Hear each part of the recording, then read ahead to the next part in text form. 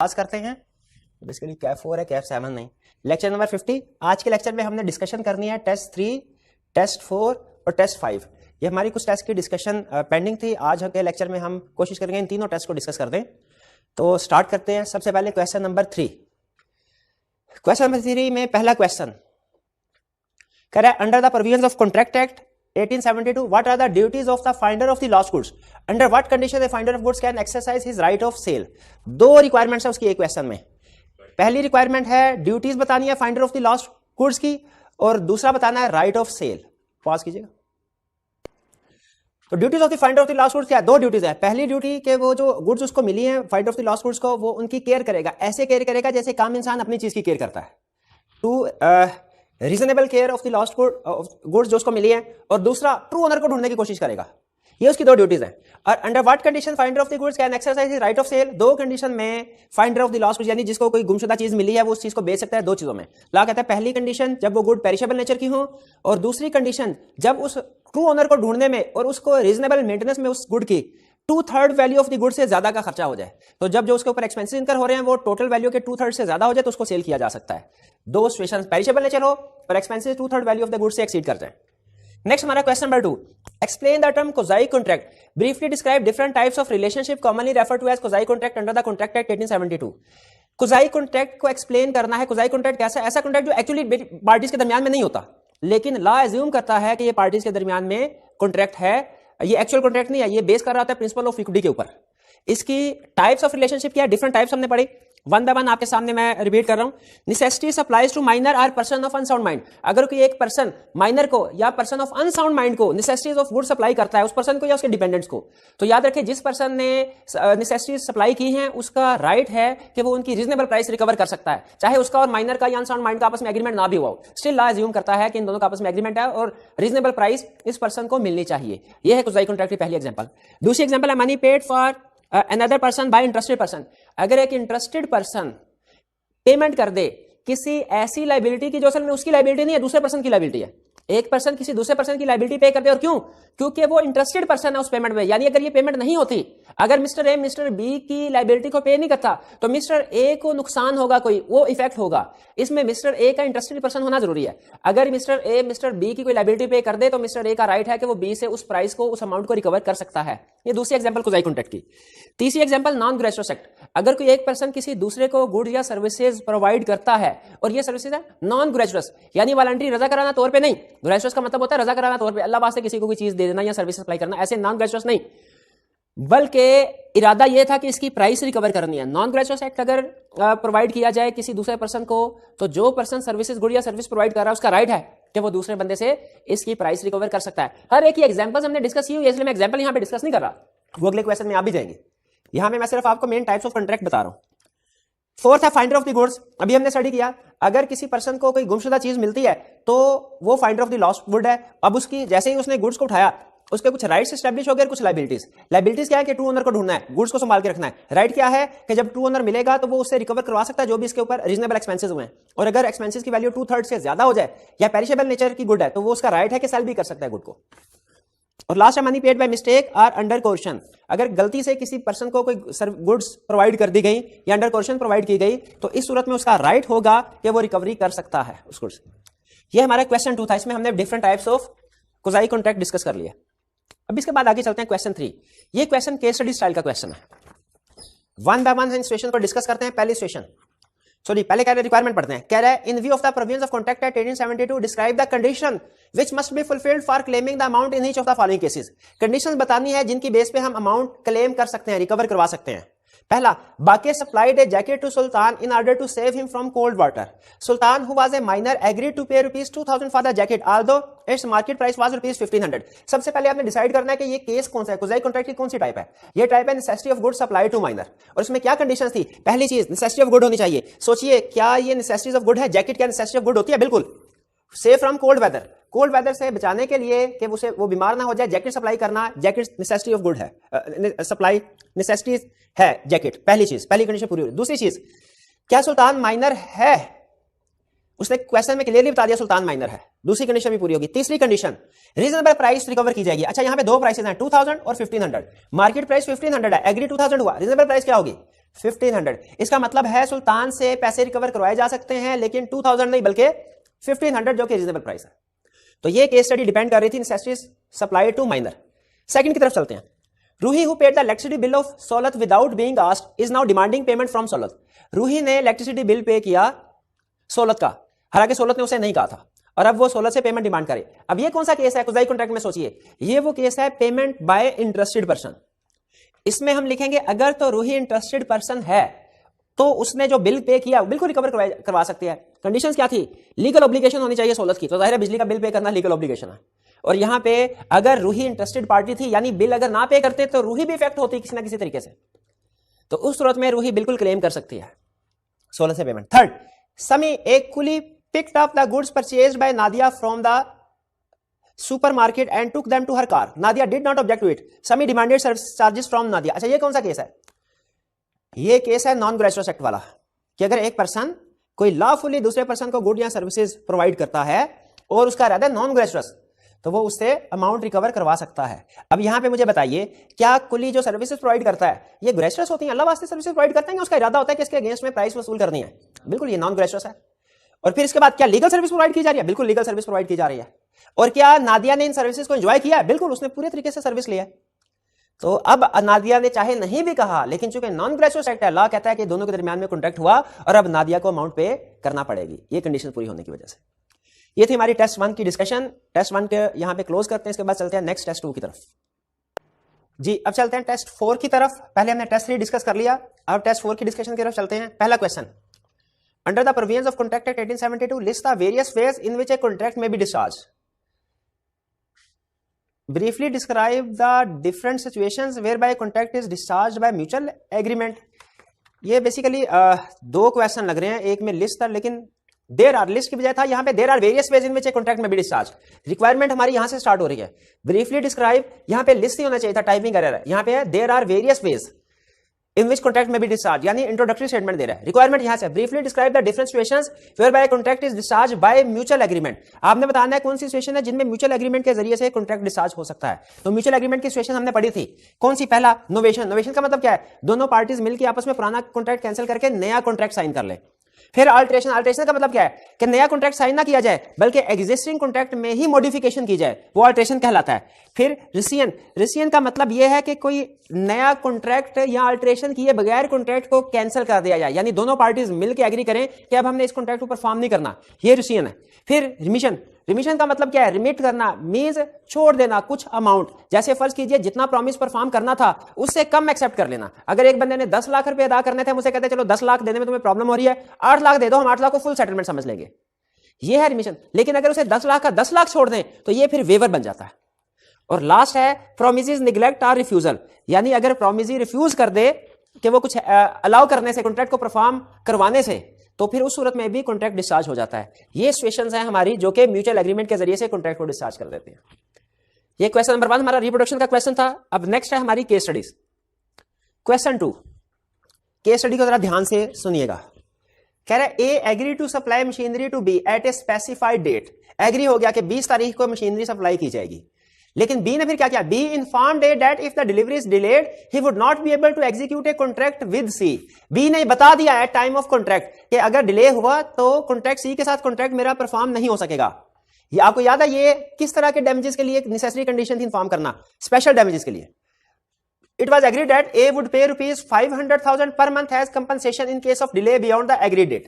Agree ये हुआ कि 500,000 पर मंथ पे किया जाएगा अगर डिले ज्यादा हो, एग्रीड डेट से ज्यादा होता है। Machinery was supplied 5 months after the agreed date due to which B lost the contract with C which could have earned him a profit of rupees 2 million। अच्छा, अब यहां पे जो बी ने बताया था कि भाई मेरा सी के साथ कॉन्ट्रैक्ट कैंसिल हो जाएगा, कॉन्ट्रैक्ट कैंसिल हो गया और ये 2 million उसको लॉस हुआ। अब ये स्पेशल डैमेजेस है। पहले बताइए क्या ये क्लेम हो सकता है? इसका जवाब है यस, क्लेम हो सकता है क्योंकि स्पेशल डैमेज है और at time of contract communicate कर दिया गया था। फिर इसके बाद कह रहा है as result of the delay B was also compelled to pay rupees 1.5 million to another party that is Sunny enterprises as compensation for breach of contract. अब एक और पार्टी है सनी एंटरप्राइजेस, इसको भी 1.5 million डैमेजेस पे करना पड़े। क्या ये क्लेम किए जाएंगे? नहीं, ये क्लेम नहीं किए जाएंगे क्योंकि ये स्पेशल डैमेज है और सनी एंटरप्राइजेस का contract at time of contract communicate नहीं किया गया था, इसीलिए ये डैमेजेस पे नहीं किए जाएंगे। B claim damages rupees 3.5 million from A being the actual loss suffered by him. कह रहा बताइए amount of compensation which A would be required to pay to B giving appropriate reason under the contract. 2 million pay होगा, special damages at time of contract communicate किया था, 1.5 million communicate नहीं किया था, ये पे नहीं होगा। लेकिन प्लस याद रखें ऑर्डिनरी डैमेजेस भी तो पे होंगे। अब वो जो कॉन्ट्रैक्ट में एग्री किए हुए हैं 5 लाख पर मंथ, और डिले कितना हुआ, कितने महीनों से डिले हुआ, ये हुआ 5 मंथ से डिले हुआ, 5 मंथ। तो इसका मतलब ये हुआ स्टेटेड अमाउंट जो थी उनकी 25 लाख, ये भी क्लेम की जा सकती है। लेकिन याद रखें इसमें पॉइंट ये है कि ये स्टेटेड अमाउंट है ना, पेनल्टी की नेचर है, कोर्ट इसमें रीजनेबल अमाउंट अलाउ करेगा। टोटल 25 लाख हो सकता है कोर्ट अलाउ ना करे, यानी 25 लाख की रीजनेबल अमाउंट, 2 लाख अलाउ होगा, 1.5 मिलियन अलाउ नहीं होगा। नेक्स्ट क्वेश्चन 3, इसमें भी कैलकुलेशन करना है। ये टेस्ट डैमेजेस की कैलकुलेशन के कंसेप्ट के लिए अच्छा टेस्ट था, इसको आपने जरूर अटेम्प्ट करना है, खुद से भी रिटन फॉर्म में। Question 3, B agree to perform some special work at C's premises between November 16 to 30 2005 in order to perform the contract B contracted with A to purchase a machine for ₹1 million to be delivered by November 15 2005। सी के साथ contract perform करने के लिए B ने क्या किया, ए के साथ भी कॉन्ट्रैक्ट किया कि भाई मुझे मशीनरी लाके दो ताकि मैं सी की प्रेमिसेस पे कॉन्ट्रैक्ट परफॉर्म कर सकूं। A failed to deliver the machine on time and consequently B failed to perform his contract with C and was thus compelled to pay compensation of ₹250,000 for breach of contract. यहां पे रुक के मुझे बताइए 250,000 ये special damage है, ये खास किसी दूसरे कॉन्ट्रैक्ट की वायलेशन की वजह से हुआ, क्या ये अलाउ होगा, नहीं अलाउ होगा। क्यों, क्योंकि बी ने एट टाइम ऑफ कॉन्ट्रैक्ट ए को नहीं बताया था कि मेरा सी के साथ एग्रीमेंट हुआ है जिसको पे नुकसान हो जाएगा अगर आपने टाइमली डिलीवर नहीं की। आपको दोबारा से पढ़ लीजिए, क्या उसने क्वेश्चन में कहीं कहा है कि बी ने ए को बताया कि अगर आपने टाइमली गुड्स सप्लाई नहीं की तो सी को कंपनसेशन मुझे पे करना पड़ेगी, कोई लॉस होगा, नहीं। तो इसका मतलब है स्पेशल डैमेजेस में चूंकि पार्टीज को नहीं पता था इसलिए ये डैमेजेस अलाउ नहीं होंगे। फिर 250,000 for breach of subsequently B purchase the machine from D at ₹1.2 million. ये ऑर्डिनरी डैमेजेस हैं, ये चाहे एग्री हुए हो या ना एग्री हुए हो ये अलाउ किए जाते हैं। और इसमें कितना देखें, ऑर्डिनरी डैमेजेस का रूल क्या है, कॉन्ट्रैक्ट प्राइस और मार्केट प्राइस का डिफरेंस, यानी 1 मिलियन और 1.2 मिलियन दोनों 12 लाख और 10 लाख का डिफरेंस कितना है, 2 लाख का। तो 2 लाख यहां पे किया जाएगा डैमेजेस के तौर पर। You are required to explain the following. Ordinary damages जो कि नेचुरल या direct consequences of breach of contract की वजह से होता है। स्पेशल डैमेजेस जो not direct consequence of breach of contract है, ये स्पेशल सर्कमस्टेंसेस में अलाउ होता है। Whether B can recover ordinary या special damages from A, special damages allow नहीं कर सकता। क्यों, क्योंकि उसने कम्युनिकेट नहीं किया था टाइम ऑफ कॉन्ट्रैक्ट। लेकिन ऑर्डिनरी डैमेजेस क्लेम कर सकता है, और अमाउंट क्या होगी, मार्केट प्राइस और कॉन्ट्रैक्ट प्राइस का फर्क, यानी 2 लाख। ये है हमारा क्वेश्चन 3। अब चलते हैं क्वेश्चन 4 की तरफ। कह रहा है Arif agree to sell Baqar his house for ₹105 million provided that on breach of contract the defaulting party will pay ₹10 million as damages to the other। अच्छा आप देखें कॉन्ट्रैक्ट के अंदर ही जब अमाउंट स्पेसिफाई कर दी जाए, बताइए वो क्या होता है, लॉ उसे कहता है ये पेनल्टी है। तो ये बेसिकली जो 5 मिलियन है ये पेनल्टी, ये सॉरी 10 मिलियन जो उन्होंने डैमेजेस के तौर पे मेंशन कर दिया कॉन्ट्रैक्ट के अंदर, ये पेनल्टी क्लास है। और कोर्ट क्या करता है, क्या कोर्ट पेनल्टी क्लास की पेमेंट करवाता है, नहीं, बल्कि कोर्ट रीजनेबल अमाउंट अलाउ करता है। Bakar broke the contract and Arif sold the house for ₹104 million. अच्छा आरिफ ने 104 मिलियन का घर बेच दिया, यानी उसे जो एक्चुअली लॉस हुआ वो हुआ 1 million, and filed a suit against Baqar claiming damages of ₹10 million. Comment whether Arif will succeed in his case, नहीं, ये पेनल्टी क्लास है, इसमें कोर्ट 10 मिलियन पे नहीं करेगी, लेकिन क्या पे करेगी, रीजनेबल अमाउंट। अच्छा रीजनेबल अमाउंट अब इस केस में क्या लग रही है, 1 मिलियन। 1 मिलियन बिल्कुल रीजनेबल अमाउंट है, एक्चुअल लॉस है जो हुआ है, यानी 105 मिलियन का एग्रीमेंट हुआ था और बाद में 104 मिलियन में बेचना पड़ा, 1 मिलियन जो है रीजनेबल। लेकिन कोर्ट अगर चाहे तो इसको मजीद भी कोई डैमेजेस अलाउ कर सकती है। फॉर एग्जांपल अगर इसको किसी दूसरी जगह घर सेल करने में किसी दूसरे एजेंट को हायर करना पड़ा, उसको एक्स्ट्रा कमीशन देना पड़ा, वगैरह वगैरह। अब फिलहाल अगर क्वेश्चन के फैक्ट की तक रहे तो 1 मिलियन के डैमेजेस इसको अलाउ किए जाएंगे। लेकिन प्लस आपने ये लिख देना सोल्यूशन में, प्लस अगर अदर एक्सपेंसेस भी इनकर किए हैं इस पार्टी ने तो वो भी अलाउ होंगे up to maximum of 10 million, जो कि अमाउंट कॉन्ट्रैक्ट में स्टेट की गई थी। आगे चलते हैं, लास्ट में हमारे एमसीक्यूज हैं, इनको डिस्कस कर लेते हैं। पहला MCQ, C refuse to sell certain goods to D at the previously agreed price of ₹240,000। D sued C for breach of contract. C ने चीजें सप्लाई नहीं की, डी ने उसके खिलाफ केस फाइल किया। If identical goods are readily available in the market at price of ₹220,000 which one of the following is correct. अगर चीजें 220,000 में अवेलेबल हैं, अच्छा आप जरा सोचें, एग्रीमेंट हुआ 240,000 का और मार्केट में चीजें 220,000 की अवेलेबल है, इसका मतलब है ब्रीच ऑफ कॉन्ट्रैक्ट की वजह से डी को नुकसान नहीं हुआ। तो यहां तो इसे कोई भी डैमेजेस अलाउ नहीं किए जाएंगे, या नॉमिनल डैमेजेस बराए नाम कुछ थोड़े से डैमेजेस अलाउ कर दिए जाएंगे। ए में कह रहा है D is entitled to an order of specific performance forcing C to carry out the contract. नहीं, इस केस में स्पेसिफिक परफॉर्मेंस लाजमी नहीं होती, मार्केट में चीजें अवेलेबल हैं, आप मार्केट से चीजें खरीद लें, जरूर आपने लाजमी सी से खरीदनी है। A option correct. B D is entitled to damages of rupees 20,000। नहीं, 20,000 क्यों, डी को नुकसान ही नहीं हुआ। इसमें थोड़ा सा आपने सोचना है कि डी पहले 240 में खरीद रहा था, अब 220 में उसको चीज मिल रही है, डी तो 20,000 के फायदे में, नुकसान थोड़े हुआ उसको। C D is entitled to nominal damage only. हाँ, ये भी हो सकती है, और D is not entitled to damages. ये दोनों एक्सेप्टेबल ऑप्शंस हैं, दोनों। टेक्निकली सी ज्यादा बेहतर ऑप्शन है, लेकिन जिन स्टूडेंट्स ने डी ऑप्शन को सेलेक्ट किया है वो भी करेक्ट है, क्योंकि इसमें डी का कोई नुकसान नहीं हुआ। यहां तो से डैमेजेस अलाउ नहीं होंगे, या होंगे तो नॉमिनल डैमेजेस बराए नाम, चंद एक थोड़े से सिर्फ। Second option, second MCQ, second में क्या कह रहा है जी, कह रहा है परवेज कॉन्ट्रैक्टेड विद दिलदार a comedian for performance in A live show and paid rupees 200,000 in advance. दिलदार को 2 लाख एडवांस पे कर दिया।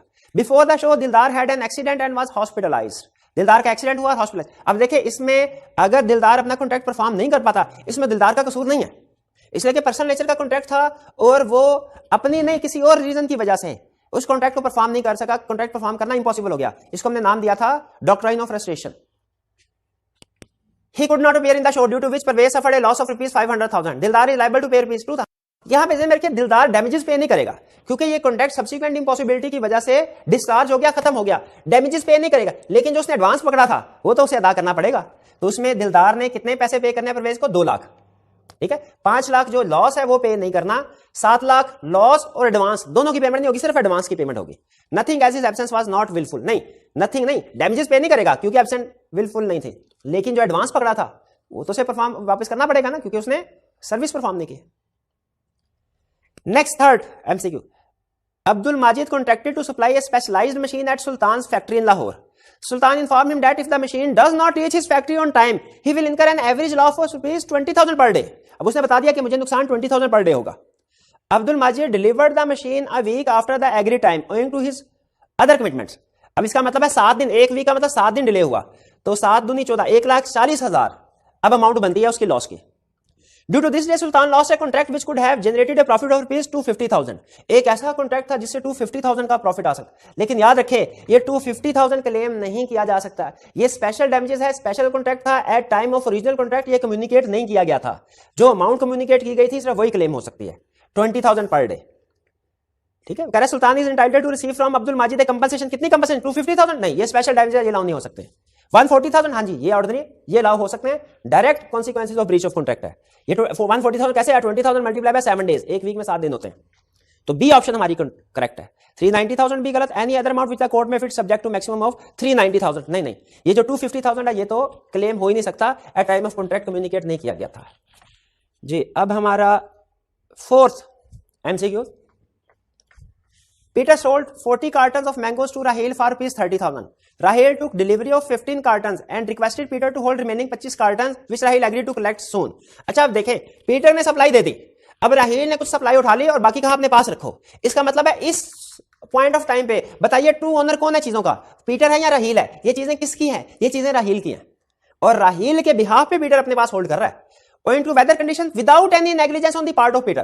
अब पीटर के पास बतौर मानव ये चीजें पड़ी हैं और पीटर का कोई कसूर नहीं है, वेदर कंडीशन की वजह से quality of mango deteriorated, mangoes की क्वालिटी खराब हो गई। Raheel refuse to take delivery and pay their price. Raheel ने कहा भाई अब तो मैंगो खराब हो गए हैं, मैं तो नहीं लूंगा ये, अब रिफ्यूज कर दिया। Is Raheel justified and should the loss of 25 carton be borne by Peter? क्या राहील जस्टिफाइड है? राहील जस्टिफाइड नहीं है। क्यों जस्टिफाइड नहीं है? इसलिए कि पीटर ने तो उसको सारी की सारी सप्लाई ऑफर कर दी थी, अब वो खुद ही उठा के नहीं लेके गया, तो इसका मतलब है इसका ट्रू ओनर इस वक्त राहील है, पीटर नहीं है। ये नुकसान राहील को हुआ, पीटर के इसमें कोई नुकसान है ना, इसकी कोई नेग्लिजेंस है। तो क्या राहील जस्टिफाइड है? नो। हाँ, राहील जस्टिफाइड नहीं है, but Raheel can sue for damages के लिए सू भी नहीं कर सकता। यस यस, तो टोटली रूल आउट ना, हमने डिस्कस कर दिया कि पीटर का कोई कसूर नहीं, राहील का कसूर है।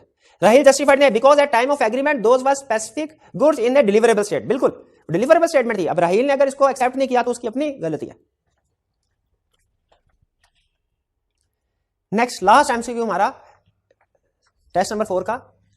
29 February 2021 Bilal as owner of Bloodstone sugar mills entered into a contract with Amber Bakers to supply 100,000 kilograms of sugar on 5 March 2021 at ₹70 per kg। दोनों पार्टीज का एग्रीमेंट हो गया, 1000 kg शुगर सप्लाई करनी है 70 के हिसाब से। ऑन 3 मार्च यानी 5 मार्च से पहले कॉन्ट्रैक्ट की परफॉर्मेंस डेट आने से पहले government issued a notification directing sugar mills to sell all their output to the government at fixed rate of ₹75 per KG. Government ने ऑर्डर इशू किया कि शुगर मिल जितनी भी शुगर होगी वो किसी और को नहीं बल्कि सारी की सारी गवर्नमेंट को सेल करेगी 75 केजी। अब मुझे बताइए ये कौन सा, ये सब्सिक्वेंट इलीगैलिटी ऑफ कॉन्ट्रैक्ट। तो सब्सिक्वेंट इम्पॉसिबिलिटी या इलीगैलिटी की वजह से कॉन्ट्रैक्ट क्या होता है, डिस्चार्ज हो जाता है। अब इसका मतलब है जो इससे पहले वाला कॉन्ट्रैक्ट हुआ था दोनों पार्टीज का, बिलाल का और अंबर बेकर्स का, ये एग्रीमेंट वॉइड हो चुका है, खत्म हो चुका है सब्सिक्वेंट इलीगैलिटी की वजह से। गवर्नमेंट ने इसके ऊपर बैन लगा दिया। On the promise date of delivery Bilal refuse to honour the agreement, जाहिर है करना ही था उसने। Can Amber Bakers recover damages from BSM, नहीं रिकवर किया जा सकता क्योंकि सब्सिक्वेंट इलीगैलिटी की वजह से कॉन्ट्रैक्ट वॉइड हो गया। यस तो टोटली रूल आउट। नो, अब नो में से हमने सेलेक्ट करना है कि किसकी वैलिड, डिसीजन दोनों में ठीक है लेकिन बेसिस ऑफ डिसीजन किस में ठीक है उस ऑप्शन को सेलेक्ट करेंगे। क्या अंबर बेकर डैमेज रिकवर कर सकते, नहीं, because the contract became void on the date of notification, yes ये ऑप्शन करेक्ट है। डी में क्या कह रहे हैं, no because the contract became voidable on the date of, नहीं, डेट ऑफ नोटिफिकेशन में वाइडेबल नहीं हुआ बल्कि वाइड हुआ कॉन्ट्रैक्ट, इसमें बी ऑप्शन करेक्ट है। इसके साथ ही हमारे ये टेस्ट की डिस्कशन भी क्लोज हो गई। अच्छा आप ध्यान में रखिए कि हमने ओरिजिनली प्लान किया था टेस्ट 5 की डिस्कशन भी करेंगे लेकिन अब टाइम जो है वो कम है हमारे पास, तो आज के लेक्चर में हम टेस्ट 5 की डिस्कशन नहीं कर सकेंगे।